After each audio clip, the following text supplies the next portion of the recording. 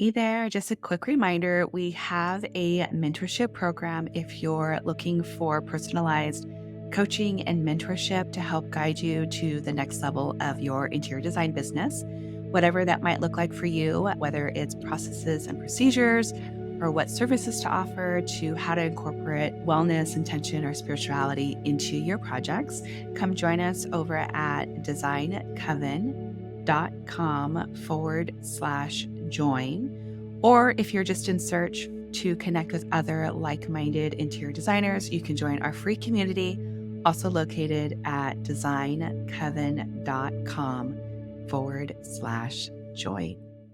You're listening to the Holistic Interior Design Business Podcast. This is a podcast that guides you as a new or inspiring independent interior designer navigating your entrepreneurial path. Here, with my over 20 years experience, I will share my holistic approach to design with intention and ancient practices, including feng shui, all incorporating mind, body, and spirit into my design projects. You will also learn from seasoned interior designers as they give strategies and insight of how they built their businesses and continue to work in the field. Together, we will discover supportive trade partners, new ideas, creatives, and inspiring artists from around the world. I am your host, Rachel Larraine Crawford. Welcome back to the Holistic Interior Design Business Podcast. Today, we're talking all about protecting your business and why saying no to free interior design advice is essential for your success.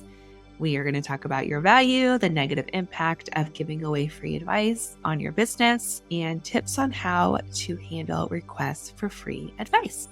And before we do that, I am going to open up our space by lighting a candle, connecting us with that beautiful element of fire, connection, creativity, all of those things that we work with in the design world.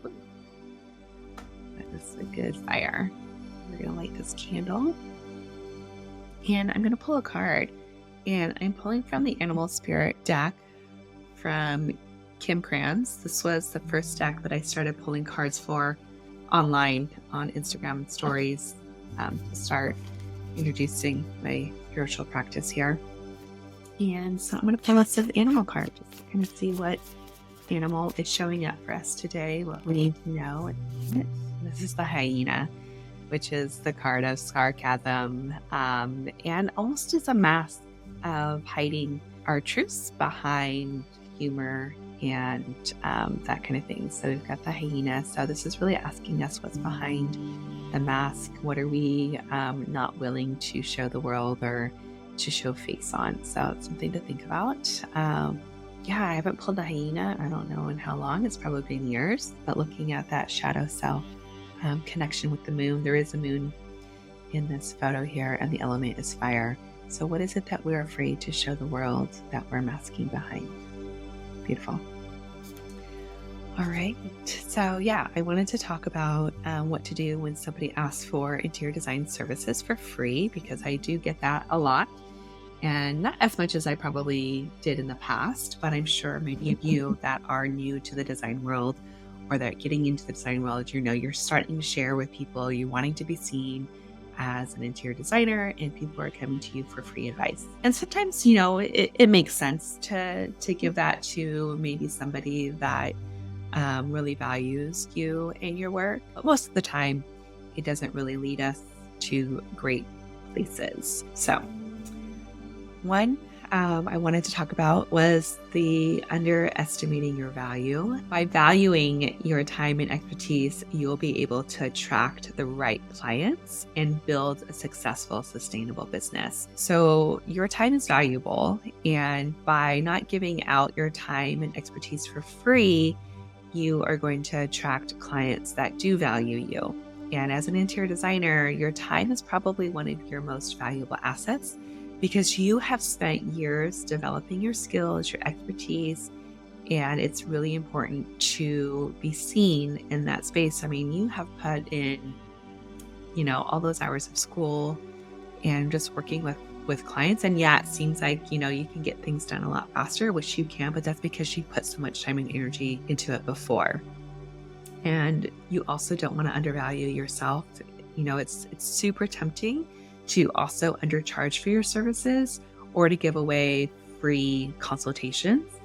Whenever I book a consultation, I'm telling the client that it's a consultation for me to take a look at your project. It's not a consultation for design advice. But if they do want design advice, if they wanted to book me for an hour, I'm happy to come out.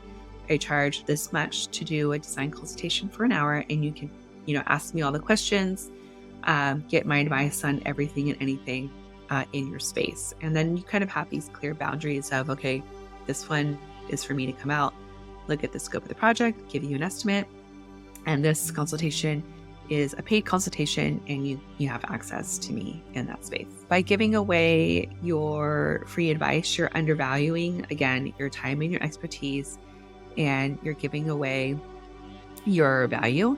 And those clients are not valuing your services because you're not valuing your services. So you want to make sure that you're setting the precedence for the value that you're having to offer.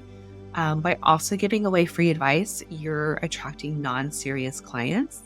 Offering this can get people that are not interested in hiring, or they just want to get something for free. They're not invested. I know for me, like any client that has ever been invested or wanting to get my services and paid for it, they will actually follow through and they will make it happen. Where somebody that is asking for free advice might be asking like 10 other people and they're all over the place, and it gets a little chaotic. And it's also wasting your time and your personal resources. By offering this free advice, you're taking time away from your clients that are actually paying you for your design fees, and you're spinning wheels, and it just isn't productive in your business. And again, you're pulling valuable resources from the projects that you have that are bringing you income and that are really sustaining your business.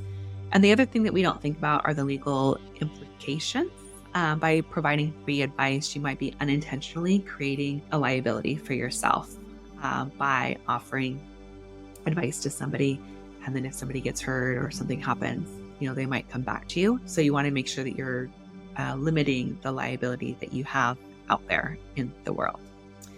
So what do you do when somebody does ask for advice? I always will acknowledge the request, of course, by, saying thank you so much for inquiring about my design services. I feel honored about it. I take my design services serious, and I really want to get to know your project. So if you would like, I could send you a link to book a consultation with me where we really dive in. I really want to be intentional with you and really understand your project. I think it would be a disservice for me just to give you information without knowing, all the parts and pieces that are involved. And then I will give them the link or send them my email or, exchange texts or that kind of thing so that they know where to book a consultation with me. I kind of just steer it in that direction. And usually that helps people. They're like, oh, okay, got it. And they kind of get the hint that you're not going to give away free advice. It's just when you start giving away free advice, I've noticed that slippery slope of people coming back and wanting more and wanting more and wanting more. And it's like, well, when and where does this end? And you've kind of opened up this Pandora's box, and they just keep asking for advice. And again, not valuing your advice in the way of compensation, right? Of actually paying you for your expertise. Yeah, so that's kind of where I'm at. Like I said, you want to make sure that your business is sustainable. It is a business. You're not here to give away free services. So just setting that boundary, letting them know how you operate, how you work, that you can do, a consultation where they can completely, ask you every question under the sun. And I have a link for that, and I'll give that to them as well. So you kind of just want to qualify them as a client and show them where they can go to get this information and how to work with you. And by setting those boundaries up front, it's really going to keep communication clean and clear, and they're going to know that you take your work serious, and that when you are with them and when you are working with them, that you're really in it and you're focused, and you don't just give, this stuff away for free, that it does have value. I'd be curious to know what you guys do when somebody does ask you for free advice. If you have any advice for us to share or any good tips that you have come across that really help with guiding these people that want free advice and how to work it. And of course, I know there's a million horror stories about how giving away free advice has just been a nightmare. And believe me, I have been there. You're not alone. And I hope that this episode helped you with this question. Of course, when somebody comes up to you asking for free advice, how you can guide them into the right direction. Until next time, we will see you soon, and happy designing. Take care.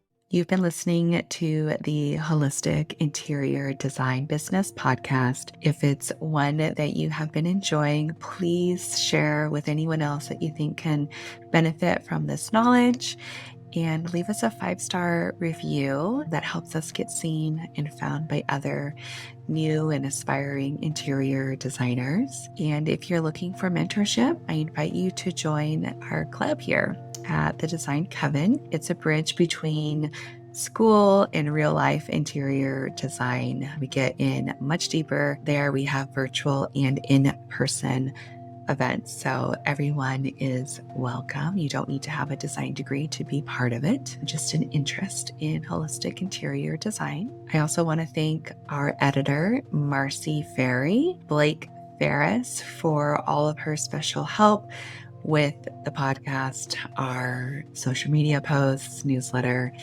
and lastly, Kinseth Thibodeau, who is our music composer. Until next time, be well, and we will see each other soon.